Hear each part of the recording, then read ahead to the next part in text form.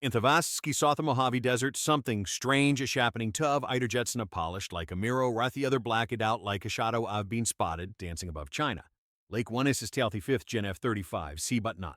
Like any we've seen before the Sony gleams, literally, its chromco a Tedskin reflects the deserts unlike a Discobala 35,000 taught the other a G Black FA-18. Super Hornet Anaconda proven veteran with plenty of sore fights, still left bearing unmistakable markings of something farmery secretive the Sirentio Standard Navy's jets. The Sierra Vampy rests. And no, that's not just Stanek named unit behind the aircraft VX-9 has reputation silent experimental landaways, one step ahead. Of what wet hink is possible in modern air combat bothers the question, why would the U.S. Navy deliberately strip away stealth coat and gonet's premier fighter and replace it with something that screams, look at me, is this chroma skin a clever trick beast? Will to confuse heat-seeking sensors and optical trackers, or is it hiding some even more advanced and next-gen mat aerialis sensorare, maybe a preview of the elusive 6th generation F-47. But while that mysterious future Elias in the horizon, something else is happening right now. The F-35 is being transformed. A massive Block 4 upgrade is rolling out and etc. to find what this Jackie actually doing combat in VX-9. They're not just testing these upgrades, they were pushing the envelope launching SM-6 missiles from Vandy 1, rewriting what we thought a Super Hornet was capable of. Today you're getting a special doubleheader. We're diving deep into the classified world of nav or flight testing, shadow aircraft and X-Gen warfare tech, and a look at Neo, the most storied squadrons. In the Navy, you see this isn't just a story about stealth fighters. This is the front line of the future. Let's begin with the Lee. G.H. Heening's biggest overhaul light known as Block 4.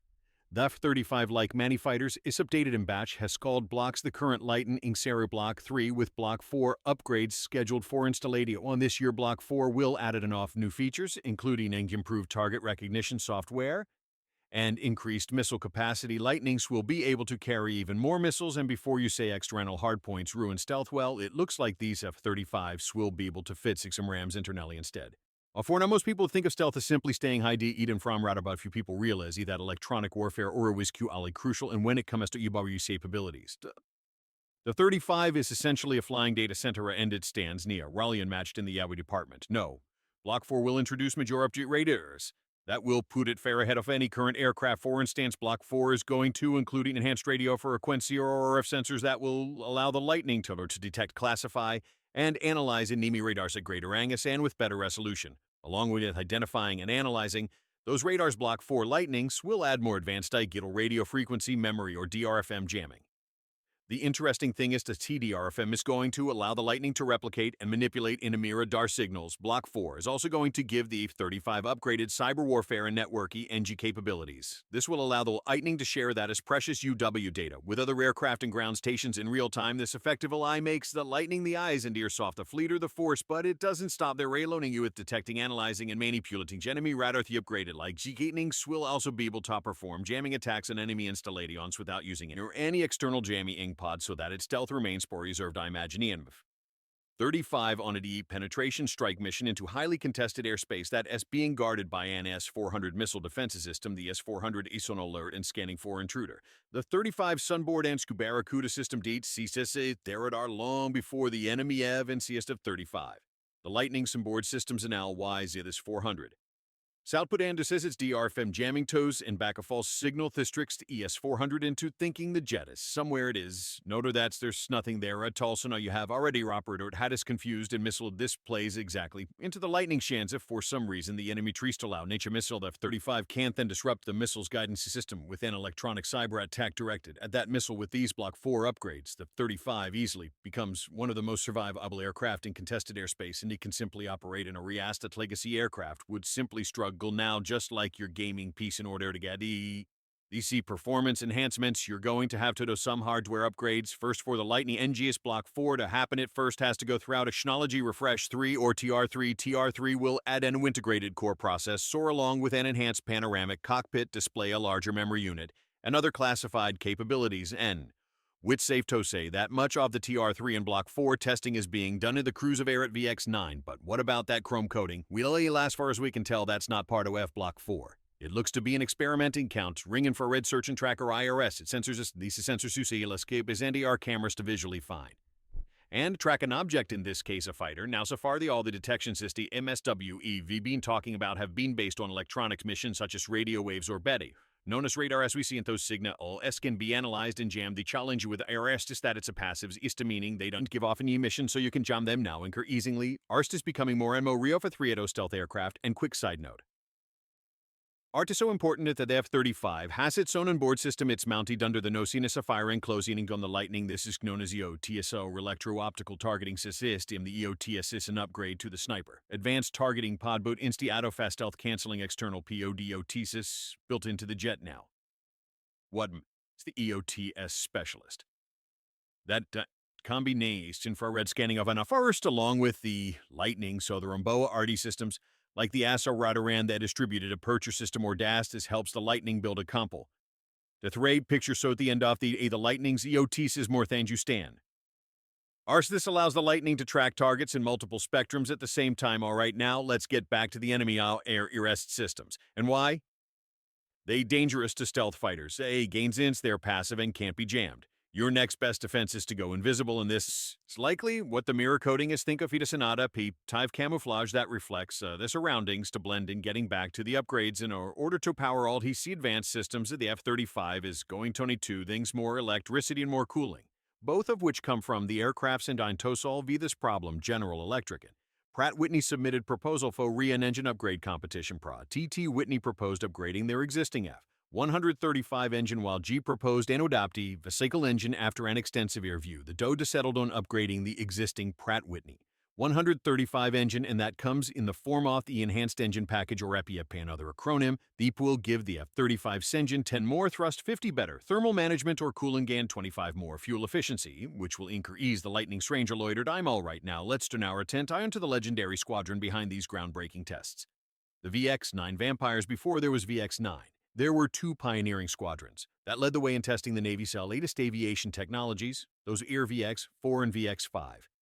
Maybe you can see where the 9's coming in from already. Starting with VX-4, they were known as the Evaluators, and they were established just after World War at Naval Air Station Point Mugu in California. For nearly 5 decades, VX-4 was instrumental in air-to-air combat innovation. They meticulously evaluated cutting-edge fighter tactics and weapon systems. So the squadron famous tested some iconic missiles such as the A-7, Sparrow, the A-9 Sidewinder, and of course the long-range GAM-54.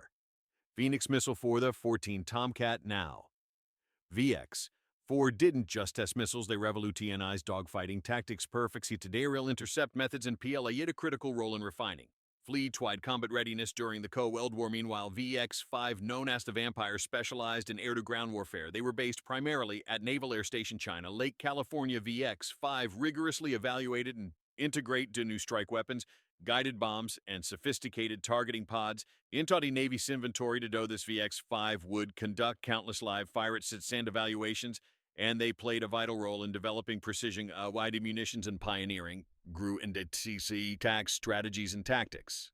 The meticulous approach greatly enhanced the accuracy and effectiveness of carrier-based strike aircraft, which forever transformed naval aviation's capability.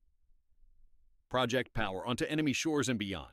By 1993, with multi-reg fighters becoming more prominent and budget cuts to pay. The peace dividend, the Navy recognized high increased overlap between air-to-air and air-to-ground warfare and decided to merge VX-4 and VX-5 into a single integrated units. So in June of 1993, VX-9, the Vampires, was officially established, bringing together the rich legacies of both squadrons. Into Light Testing Unit today, VX-9 operates mainly from Naval Air Wapo in a station China Lake, and they continue our tradition of innovation. The Vampires have been entrusted with evaluating cutting-edge technology and weapons for aircraft like a Sweezy and the Chrome F-35. Lightning and the Block 3 Super Hornet VX-9 ensures that these next generations systems are thoroughly tested, refined, and combat-ready, giving the U.S. Navy, the Marine Corps, unmatched dominance in Theskis that chrome-coated F-35. See, that's been spotted outside of China. Lake is just an example of how VX-9 continues to lead the charge, pushing the boundaries of aviation, technology, and tactical capability. Now expanding on that legacy of VX-9, the squadron continues to beat the forefront of testing and integrating advanced weaponry to enhance the U.S. and of its combat capabilities. Agriatrice and Texamplis, their involvement in the development and evaluation of the AIM-174B missile, which is an air-launched var derived from the standard missile 6 or SM-6, now the SM-6 officially known Astaram 174 or Standard Extended Range Active Missile Ram was initially developed as a surface-to-air or missile for naval ships, equipped to it the Aegis combat system the SM-6 mounted in ships gives extended range protection against fixed and rotor-ewing aircraft of drones or unmanned vehicles and cruise missiles recognizing its versatility and potential. The U.S. Navy explored adapting this M6 for air launch capabilities, which of course has led to the development of the A174B. Now check this out, back in September of 2024, our friends over at VX9 were spotted testing something pretty incredible. Their jet black FAA-18 F Super Hornet Vandy 1 was photographed carrying a heavy rotor-aware loadout. This loadout include D4A-174, BS-3A-120 advanced medium-range air-to-air missile SORAM rams and 2A-9X sidewinders. Now that sailor to fire up our own jet, this wasn't just for show. They were pushing the Super Hornet oits limit, seeing just how much punk it could pack. Now some of you might even call that load of utopia, but the question is, why would the IDO this and what does it matter? Well, Arishi cool part by adding these new A174B missiles to the Super Hornet's arsenal. Our Navy fighters can now reach out and touch threats from much further away than ever before. You can think of his configuration as giving our pilotis a longer arm in a boxing match. They can land it while staying safely out of range, and the folks at VX9 are making sure everything works perfectly before this systems go operational. So at the end of the day, when it comes to sting new weapon systems, the vampires over at VX9 are really the unsung heroes here. The Irethianis making sure our Navy pilots have the absolute best tools for the job, helping keep America's edge in this key sharp-ever. And let me wrap this up for you. We've covered quite a journey today. From that mysterious chrome F-35, see that turning heads in the California sky, to those amazing Block 4 upgrades that are basically giving it lightning superpowers, and how cool is the story of VX9. These vampires came from two incredible squadrons, VS-4 Cerdo our expertise mixed with VX-5's ground attack mastery, and they rest out there pushing the boundaries every single day. You know what really gets me excited? The way these test pilots and engineers at VX9 are working on game-changing projects like that A174B missile. They're not just testing new toys out there. They're making sure our Navy stays miles ahead of Eve Ryan Nielsen Thesky. Think about it. We elite their countries are trying to catch up. VX9 is already living in tomorrow's world of stealth, tech, electronic warfare, and advanced missiles. It's like they're writing the future of air combat, and with powerhouse platforms like the F-35. Lightning, that future is looking pretty incredible.